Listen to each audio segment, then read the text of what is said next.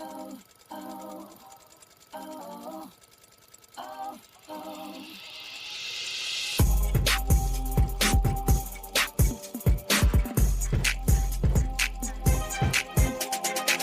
Stitchers. Welcome to Stitch Please, the official podcast of Black Women Stitch, the sewing group where Black Lives Matter. I'm your host, Lisa Woolfork. I'm a fourth-generation sewing enthusiast with more than 20 years of sewing experience. I am looking forward to today's conversation, so sit back, relax, and get ready to get your stitch together.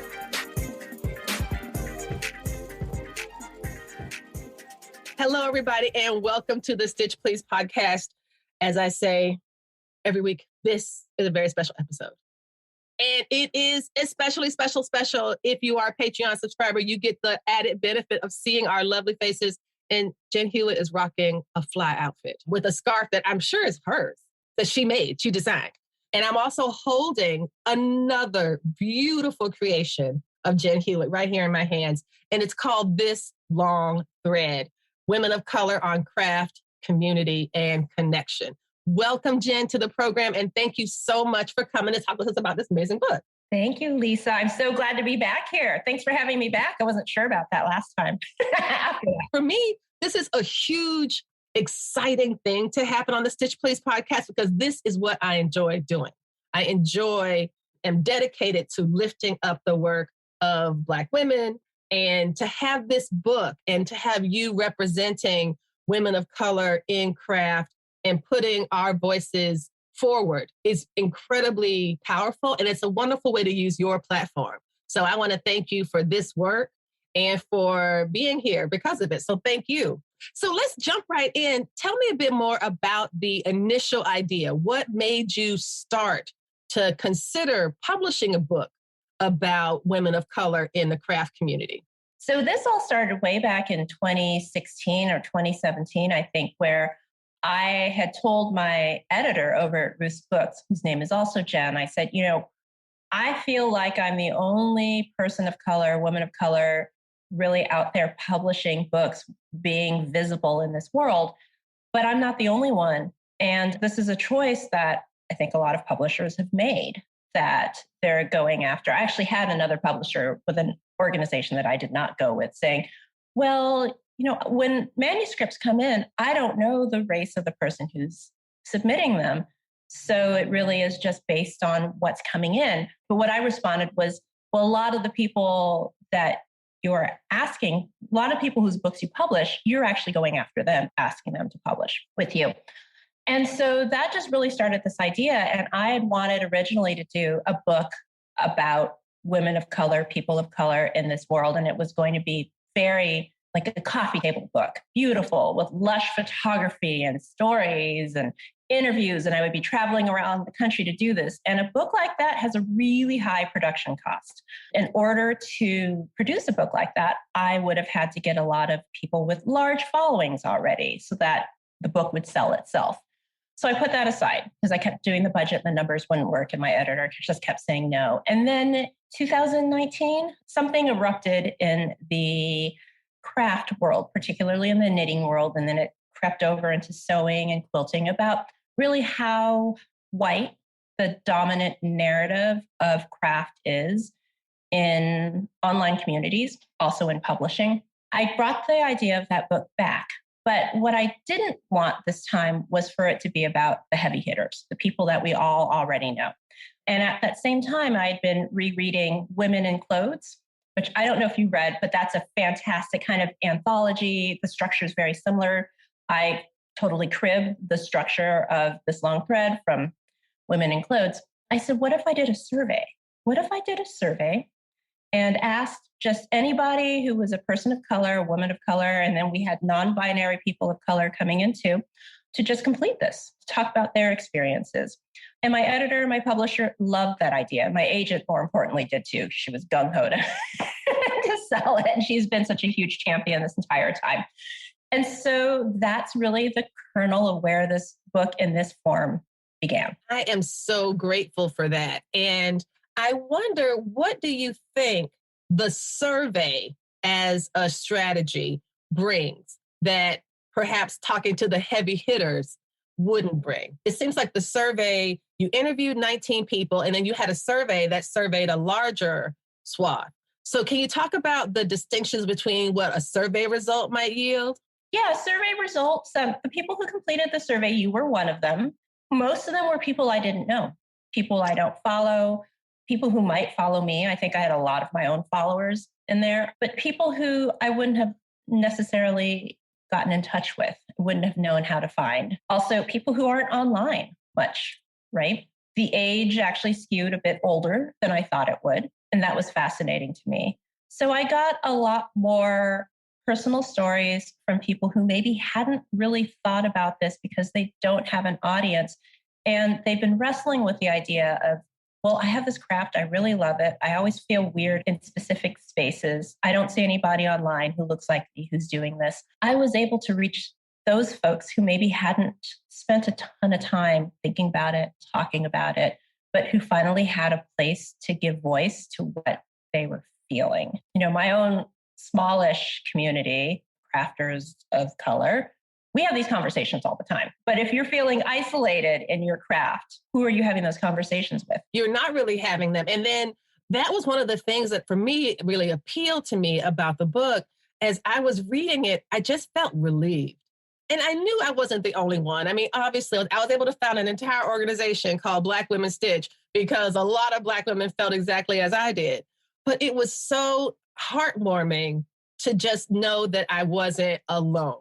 And I think that the book is a way to actually enact the process that you went through in order to build the book. That the book itself, to me, feels like community. It feels like when I'm reading it, I'm learning about Sean Kimber, and who of course, I know she's a mathematician and I know she's a professor and a scholar. I knew all that, but I didn't think about math as a vocabulary or as a language and how that shapes her craft practice. I wouldn't have known that. Vanessa Vargas, I believe, like she had some really exciting stories. There's so many really interesting things that made me feel as a reader that I was participating in something, not just as a participant, because I was fortunate enough to participate. Y'all can read my survey in there, but it was nice to know the context. And that's why I think this book is so valuable for encapsulating the time that we find ourselves in right now. And I think that this means that the book itself is an artifact of history that you have uniquely and generously documented. And not just in a beautiful book. This is a beautiful book. The illustrations are lovely, y'all. They are really, really nice. One of my favorite ones is what you did for the Sewing Justice Sewing Academy, where you talked about some of the blocks from their Block of the Month Club. And I was like, yeah, I remember those blocks. And it just feels kind of like you're walking into a hug. That's how I felt reading it. And I'm trying to show y'all, this is how I mark up books for work. I haven't written in it yet because it's still new to me, but I'm pretty sure the pencil's going to come out. If you're not a Patreon subscriber, you're not seeing like all the tabs that I have for the places I wanted to ask questions about. So it's really a generous offering.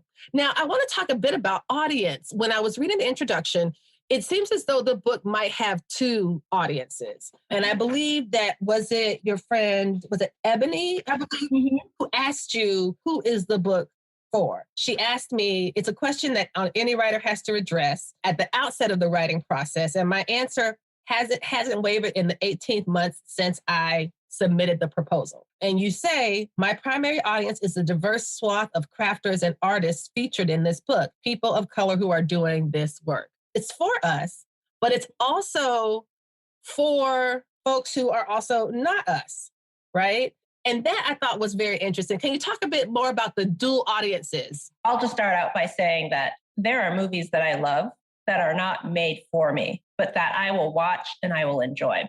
And I think that when you flip that coin, a lot of times the dominant culture thinks that if something is not made for them, they won't enjoy it. They won't consume it. They won't watch it. They won't read it. They won't listen to it. Right.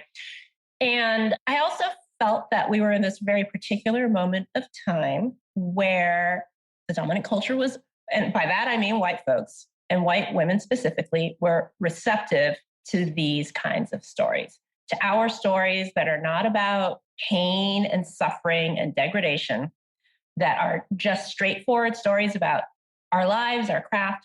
And I thought, That's also an audience. Those are also people who need to be hearing this, need to be reading about this, because they may think this book is not about them and not for them, but really they're the ones who are creating the environments in which we exist and are often excluded from. And they may not consciously be doing it. There are a lot of times where I've been in situations and I know that people aren't consciously doing or saying the things that they're doing or saying until I call it out. And it's that moment of, oh, right? A lot of times people are very defensive and say, oh, ugh. And I talk about this in the book, where there was one occasion where I called it out. Everybody was super uncomfortable. I left and they continued the conversation. So if I in this book can engender that without people of color being hurt in the process, I am happy for this book to serve that purpose. I think that it is incredibly effective on those two fronts. And I cannot speak as a white person, but I can speak from my experience as a Black woman and also as a literary scholar. So one of the things that Toni Morrison talks about when she was an editor at Random House, Toni Morrison, before she was always who she was, but before she became super famous as a writer, she was an editor in the early 1970s, late 60s. She edited Muhammad Ali's autobiography. She's genius editor, brought us Gail Jones of all people. I mean, she's incredible. But one of the things that sparked her writing was she felt that when she was reading African-American literature, that there were writers who were writing, she said she was reading the books, feeling like they were writing to someone standing behind her. They were addressing a white reader behind her because they were explaining things that didn't need explaining.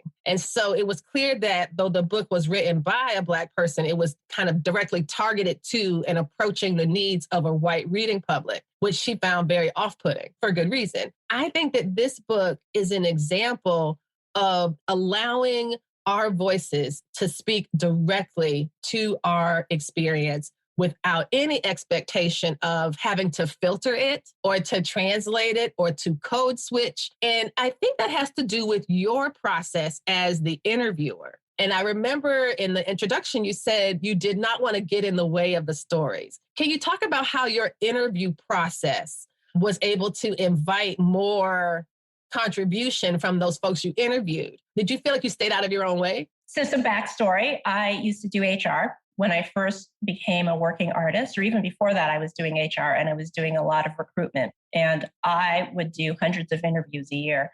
I also worked in private high school admissions, but that's a story for another time. So I am in many ways a professional interviewer. And what I like to do is to get people to tell me about themselves. I don't want to sit and ask a lot of questions. I want to ask a question like, so tell me about your childhood. And you'll notice that's what I started with almost every single time. So in that interview process, the person starts wherever they want to start. And I wanted people to start where they wanted to start. I wanted them to tell me the things that they wanted me to know. And I had this experience at the dog park this morning where a man whose dog was also there, I asked him a couple of questions and he just let loose and told on himself. He told me exactly who he was. And I don't want to get too far into it, but he told me exactly who he was and what he believed. A fairly short conversation because I did not get in the way of it. I just let him talk, which, people love to talk. I'm one of those people too. And then I would just jump in with questions like, oh, so tell me about that. What do you mean exactly? I'm not sure. And he would explain it. In this process too, that's how I approached it. Tell me about your childhood. What was that like? And I remember, I think it was Stephanie Lee called out, that's a broad question. And I said, answer it however you'd like. I sense a trick. What is happening? Right. Even when I would interview 8th graders for high school, I would tell them, I'm not going to ask you anything you can't answer. This is about you. I'm not trying to trick you.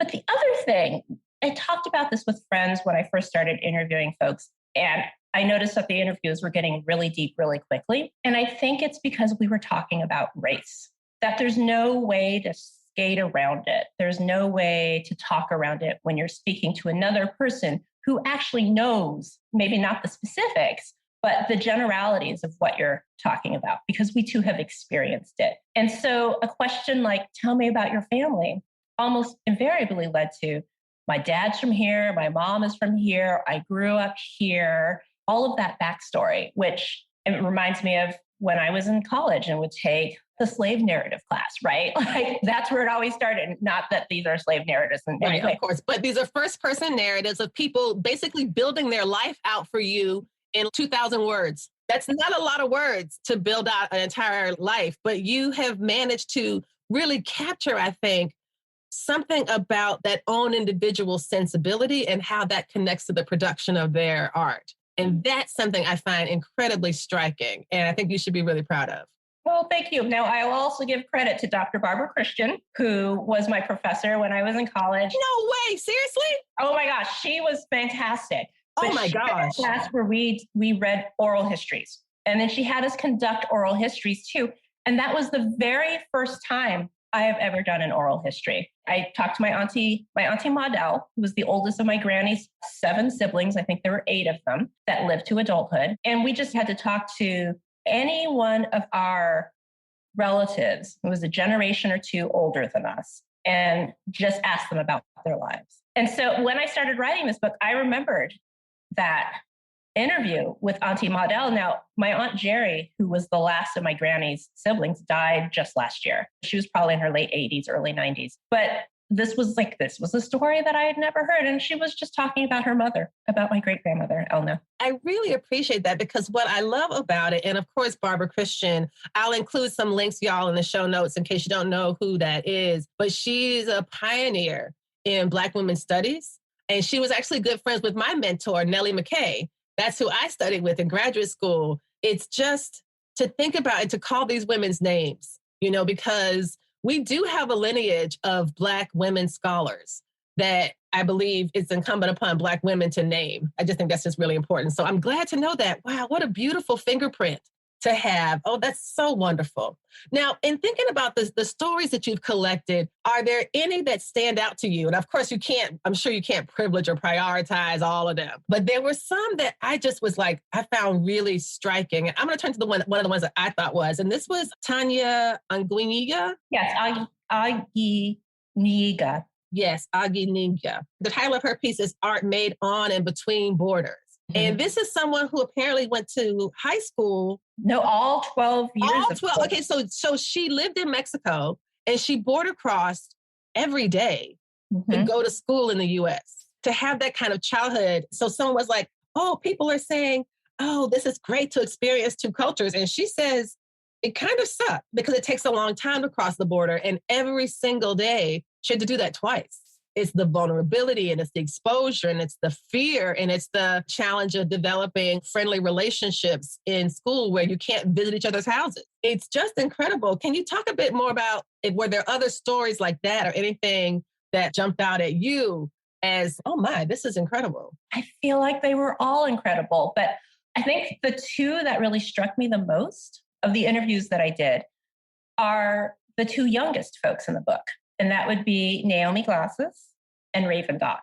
So Naomi, I think, if you're a Black person in this country descended from enslaved folks, you can only trace your family back so far.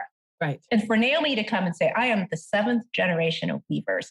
This is the origin of our family's weaving story, is being interned in quite literally a concentration camp set up by the US government for the Navajo. And this is what the women in her family did to get themselves through this trauma, right? And this has been passed down through generations. And that she also just graduated from high school and said, this is who I am. This is what I want to do. If I'm going to stay on the reservation, because she hadn't grown up on the reservation, if I'm going to stay on this reservation, I need to have some kind of livelihood. So why not weaving? And to have that real clarity and sense of self at 18, 19, is amazing. Now, Naomi is now a TikTok star because she's also a skateboarder. So you can find her. She skateboards throughout the reservation.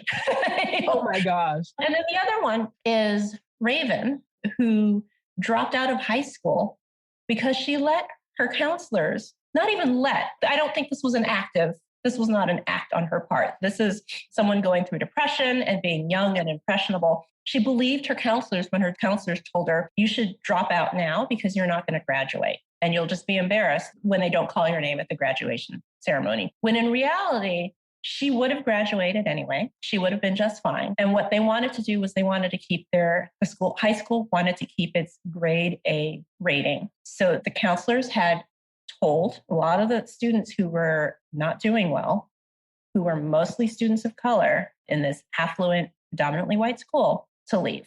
And she came to embroidery because she needed an outlet. And to listen to her talk about her work and the reasons behind it and her process, it's like listening to someone who has gone through 4 years of art school, because she has the vocabulary and the depth of thought behind it. And her counselors did her a disservice. They did the world a disservice by trying to squash her and push her out.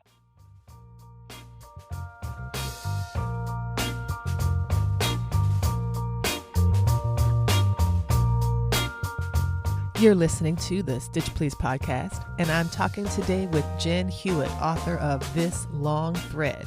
Jen has also graciously offered a free copy of the book as a prize for Stitch Please podcast listeners. So go to the Black Women Stitch Instagram page and see the details for this giveaway.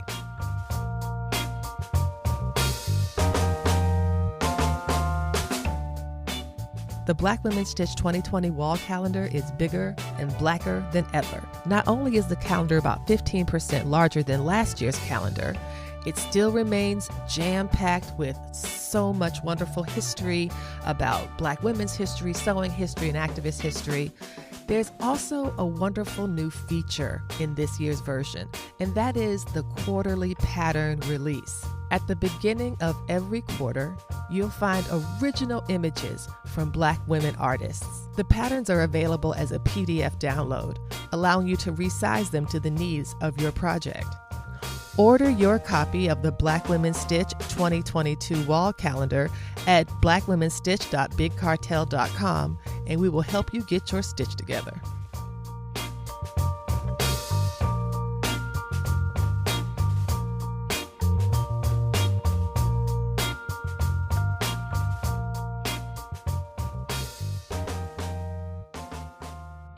It's really so compelling because now we have vocabulary for it. The Southern Poverty Law Center has a teaching center that I sometimes work with called Learning for Justice. Mm-hmm. And they call this curricular violence. It's when there are pedagogies or things in classes that you are told that are harmful. And guidance counselors are gatekeepers, period, end of discussion. They'll either open a gate for you or they'll close a gate for you. And very often, students of color, especially Black students, I can't say all students of color because everyone has different relationships to feeling comfortable engaging with school officials or whatever. But, you know, I have known many, many Black students who have been told that they are inadequate or that they should do this and they should not do that. And it requires a lot of forceful advocacy, unfortunately, to help turn those ideas around. And another thing I noticed, and this goes back to how I felt this kind of continuity.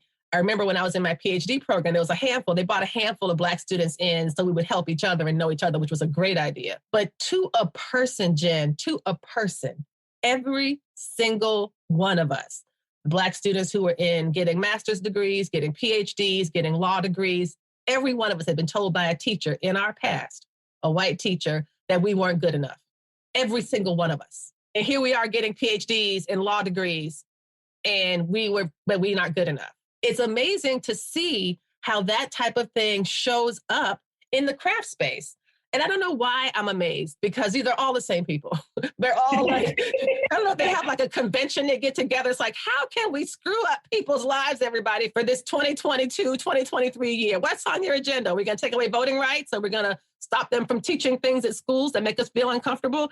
Honestly, it's like, did they pass out a manual? Because how is everyone having these same experiences when we're all of different ages and different racial identities? And I think it was Vanessa who was saying that she will not go to any quilt shop in rural Florida. And I was like, I don't blame you. We have these things that we love, things that we enjoy, but oh no, I'm not going to that. I'm not going to that knitting shop. I'm not going to that yarn shop because the last time I went, this happened. Or for some reason, they think that I'm here to, I don't know, shoplift a skein of raw wool. I mean, I don't know what I would do with such a thing, but okay. And so it's interesting to think about how what you've done here is to bring people together. And I think you're bringing people together in all sorts of ways. The constellation of stories that you've assembled really radiates so brightly. It's just really quite beautiful. And so I really want to congratulate that. I absolutely do. I wanted to ask about the 19 interviews. I know, for example, you were talking with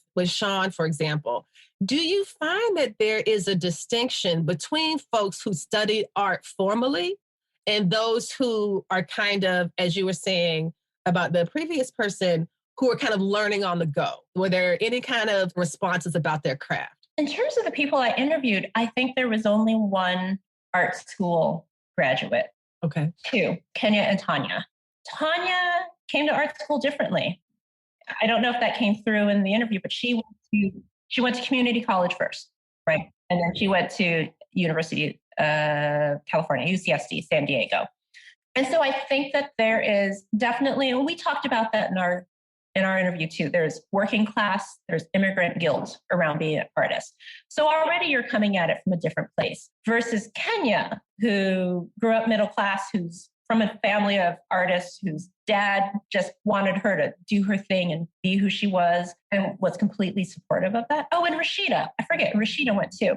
But I think of this group probably because they're people who've kind of wandered and moved from thing to thing.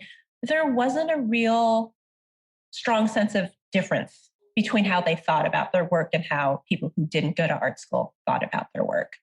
Not that I can think of, or how they spoke about it. I mean, Kenya and I have been friends for years, and Kenya can just talk. So you need to interview her at some point. She's fantastic. Yes, please. Introductions, thank you. I don't know. I don't feel like there was a really strong difference. I also think, to be honest, all of the people that I interviewed who were artists were all around the same age. And so we've all come up around the same time, and we've come up with social media. And in many ways, our language around what we do, with the exception of maybe Tanya, revolves a lot around talking about it publicly to the world on social media, in classes, et cetera. I really appreciate having all of these beautiful women, these beautiful stories together in one place.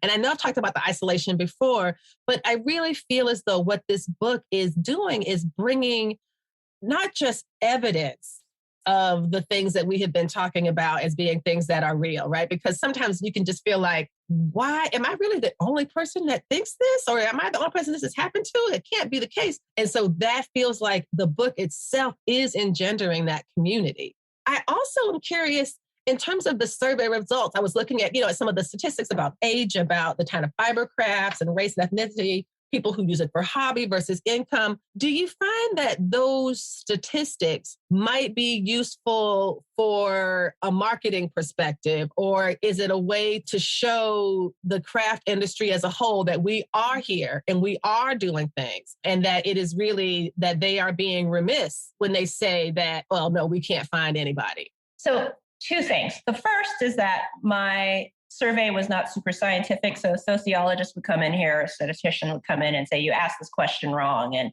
I don't want to rely too heavily on the specificity of the data that I gathered. There's that. But also I was able to find almost 300 people of color in the US and Canada who do these crafts without me even having to work that hard to get them right, to find them. I didn't really have to look for them. So that's one thing. The second thing, though, is that there is data about this since at least 2012, and I think I cited it in the book, saying that across race in the US, at least, I don't know about Canada, that about 30% of people engage in some kind of hobby, some kind of craft hobby, and specifically women. And it does not matter what race you are. That number holds true straight across board, right? If you're only focusing on 130%, you're missing out on hundreds of subgroups that have 30%, right? So the data exists outside of my book. People just aren't looking at it. And what I love about the book is that they don't have an excuse. Right. This excuse, it's a pipeline problem. We hear this all the time. It's a pipeline problem. That's why we aren't able to publish this many more books by, Black women crafters and Black women fiber artists because we don't have any in the pipeline. It's like, well, on my Instagram, I see a pretty steady pipeline of people who are doing this. So I don't know what I'm seeing that you're not. What someone told Sarah in the interview, she believed that children of color do not want to craft or do quilts. That's what she was told. That's not true. It's just, that's coming from that person's own reluctance to do anything.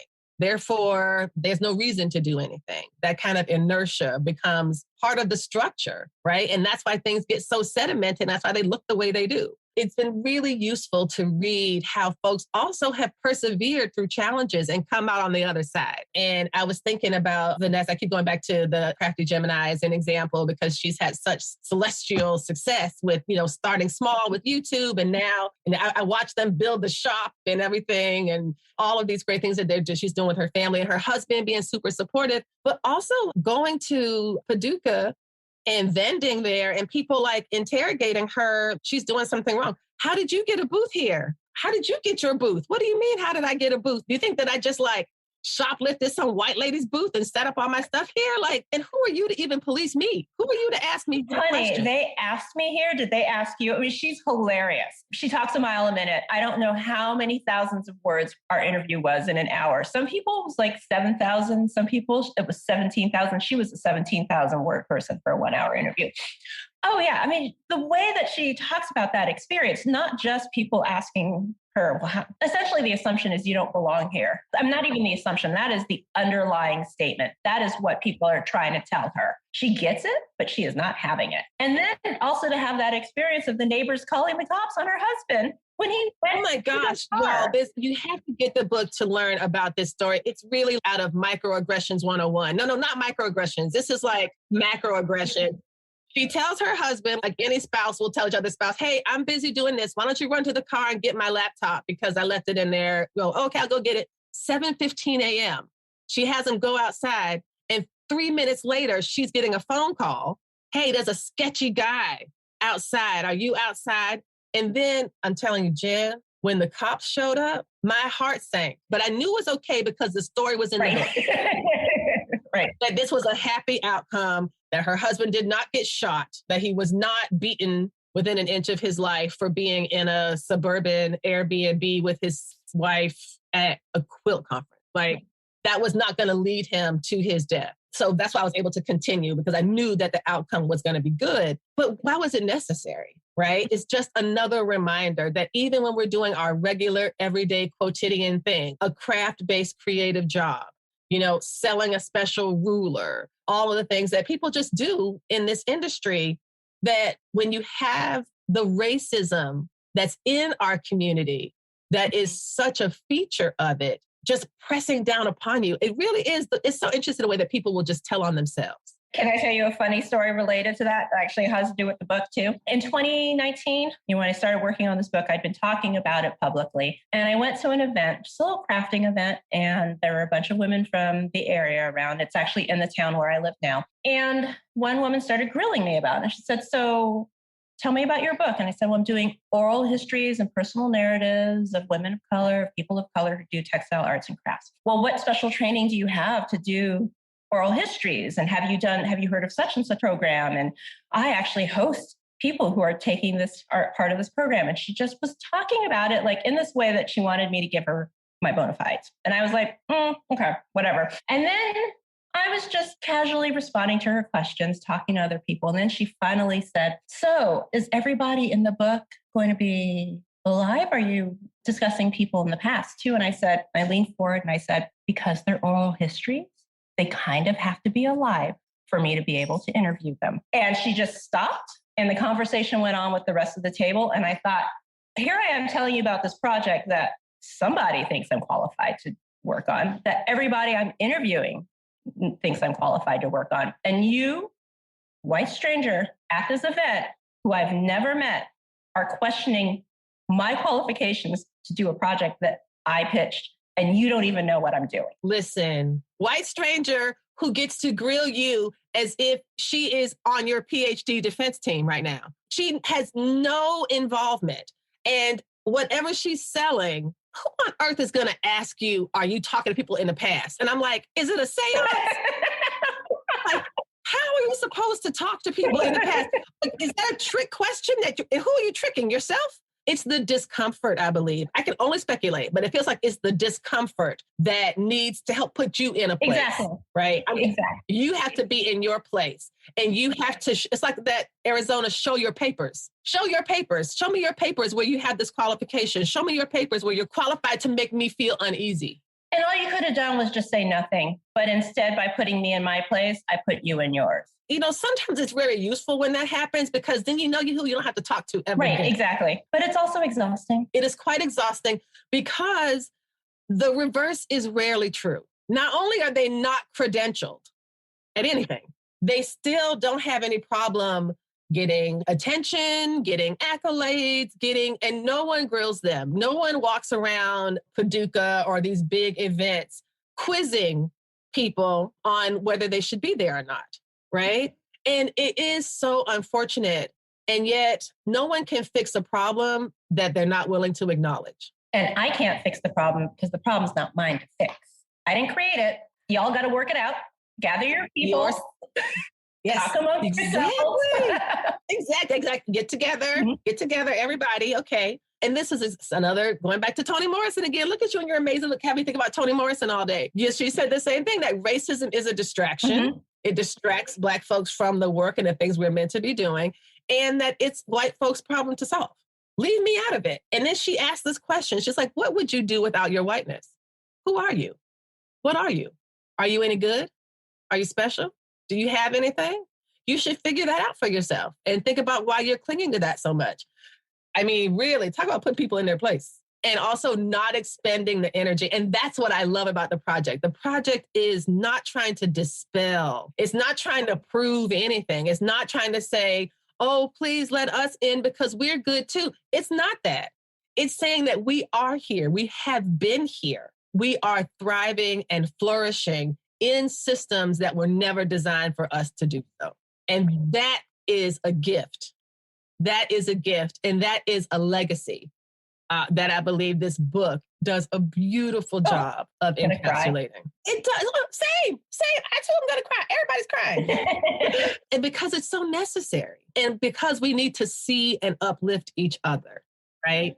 And I think that you are doing that so beautifully here.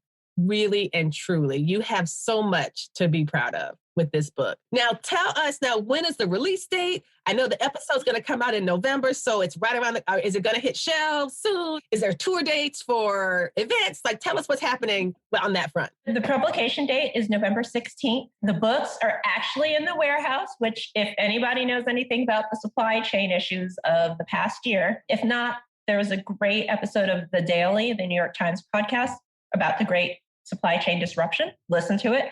But the fact that we have the books, that they're in the warehouse, it's a big deal. So if you order it now, you will most likely be able to get it.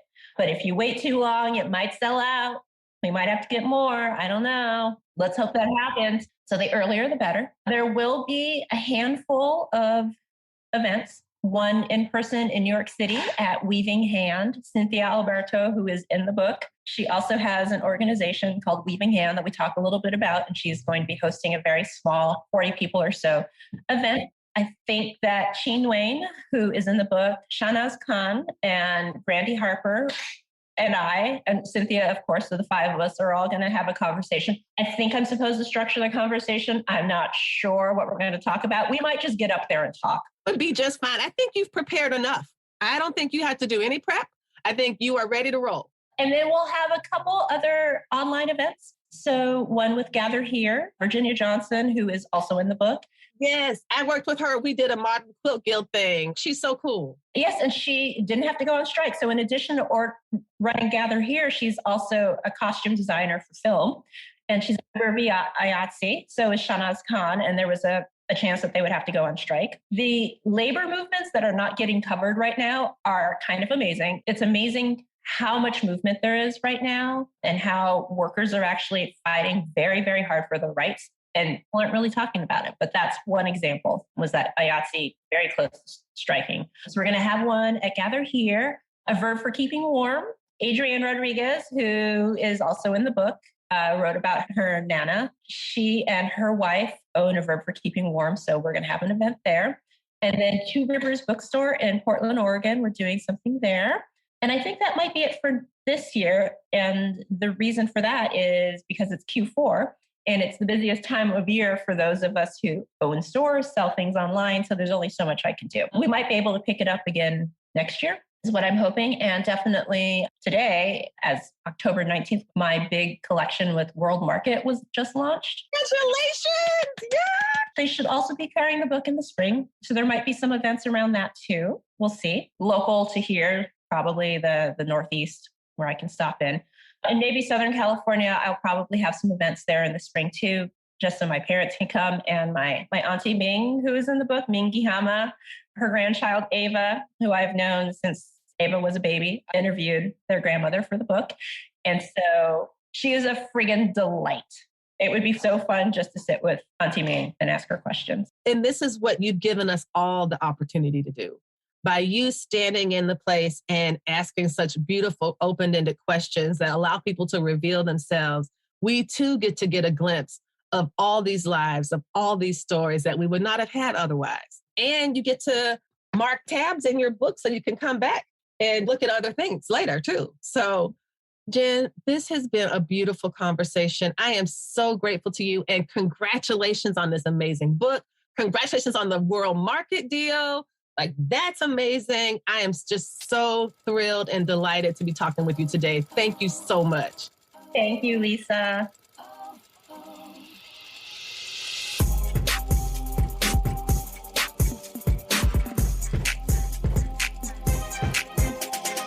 You've been listening to the Stitch Please podcast, the official podcast of Black Women Stitch, the sewing group where Black Lives Matter. We appreciate you supporting us by listening to the podcast. If you'd like to reach out to us with questions, you can contact us at blackwomenstitch@gmail.com. If you'd like to support us financially, you can do that by supporting us on Patreon, Patreon. And you can find Black Women Stitch there in the Patreon directory.